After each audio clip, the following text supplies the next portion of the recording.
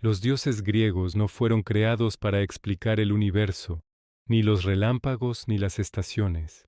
Fueron creados para explicar al ser humano. A diferencia de otras religiones, los dioses del Olimpo no vivían en un plano celestial perfecto e inalcanzable. Vivían entre nosotros de una forma simbólica y eran un reflejo directo de nuestras propias contradicciones.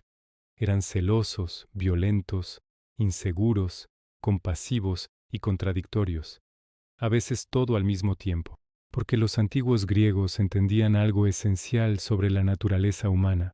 Para comprender de verdad al hombre, no hay que mirar su luz, hay que mirar su oscuridad. Los mitos no eran cuentos infantiles, eran mapas de la psique. Nos enseñaban que nuestras pasiones más intensas, nuestros miedos más profundos y nuestros deseos más ocultos no eran defectos que debíamos reprimir, sino fuerzas que debíamos comprender. La mitología griega es, en esencia, el primer gran tratado de psicología de la humanidad. Y cuando entiendes sus historias, empiezas a entender el complejo comportamiento humano. Pensemos en Zeus, el rey de los dioses, el que gobernaba el cielo y la tierra con su rayo, dominaba a todos, dioses y mortales por igual, pero vivía en una constante insatisfacción. Su poder era absoluto, pero su vida personal era un caos de infidelidades, miedo y paranoia. Zeus nos enseña una lección brutal sobre el poder. Nunca es suficiente. El poder no elimina las inseguridades, al contrario, las expone y las amplifica. Cuanto más alto llegas, más temes caer. Cuanto más control tienes sobre los demás, más evidente se vuelve tu falta de control sobre ti mismo.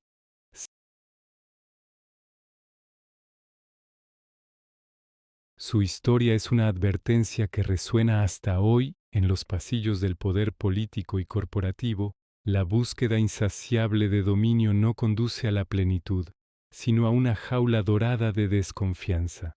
La sombra de Zeus es la sombra de todo líder que cree que tener más es ser más.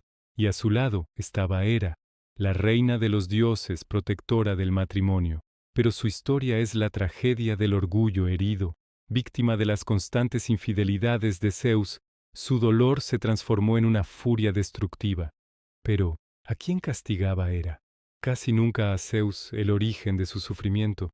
En su lugar, descargaba su ira sobre las amantes de su esposo y, sobre todo, sobre los hijos inocentes de esas uniones, como Heracles. Hera nos muestra un patrón de comportamiento dolorosamente humano. Cuando no somos capaces de enfrentar la verdadera fuente de nuestro dolor, terminamos lastimando a quienes nos rodean, a menudo a los más vulnerables. Su venganza nunca le trajo paz, solo perpetuó el ciclo de sufrimiento. Es el reflejo de la persona que, herida en una relación, sabotea las siguientes, del jefe que, presionado por sus superiores, maltrata a su equipo. Hera nos advierte que el dolor no procesado se convierte en veneno y siempre encuentra una víctima. Luego está Ares, el dios de la guerra, pero no de la guerra estratégica, sino de la violencia pura, impulsiva y brutal. Ares era la personificación de la ira sin control, la fuerza que no piensa, el instinto de destruir antes de entender. A diferencia de su hermana Atenea, que representaba la estrategia y la sabiduría en la batalla, Ares era el caos del campo de batalla. Los propios griegos no lo admiraban, lo temían.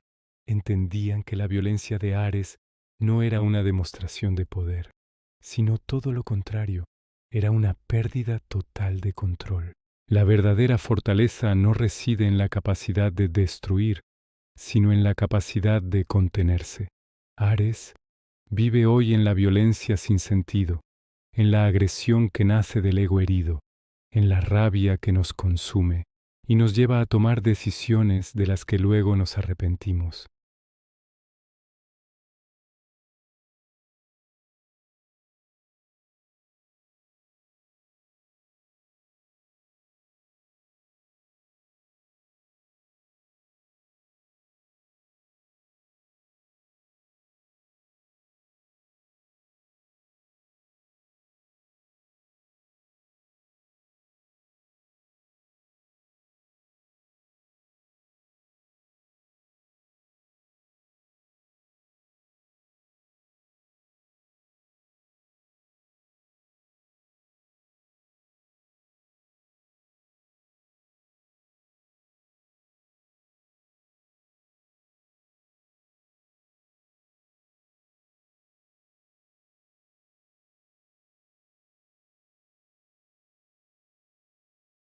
Su sabiduría resuena en cada negociación exitosa, en cada problema resuelto con creatividad en lugar de confrontación.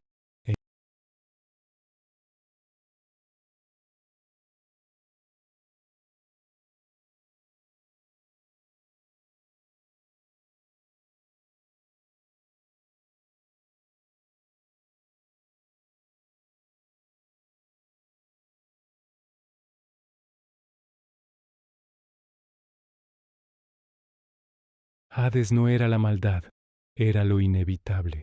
Representaba la muerte, el final, pero también todo aquello que ocultamos bajo la superficie, nuestros miedos, nuestros traumas, nuestro inconsciente. Era el guardián del reino de las sombras, no porque fuera malvado, sino porque alguien tenía que serlo. La gente temía a Hades no por lo que hacía, sino por lo que representaba, el final del camino y la confrontación con lo que hemos sido. Su mito nos enseña una lección psicológica fundamental. Lo que niegas te controla, lo que evitas te persigue, pero lo que aceptas y enfrentas te transforma. Hades no es un enemigo al que vencer, es una parte de la existencia que debemos integrar para vivir plenamente. Fuera del Olimpo, la historia de Narciso es quizás una de las más malinterpretadas y relevantes hoy en día. Narciso no murió por amarse a sí mismo. El amor propio es sano y necesario. Narciso murió porque fue incapaz de amar a nadie más que a su propio reflejo. Su tragedia no fue el egoísmo, sino el vacío.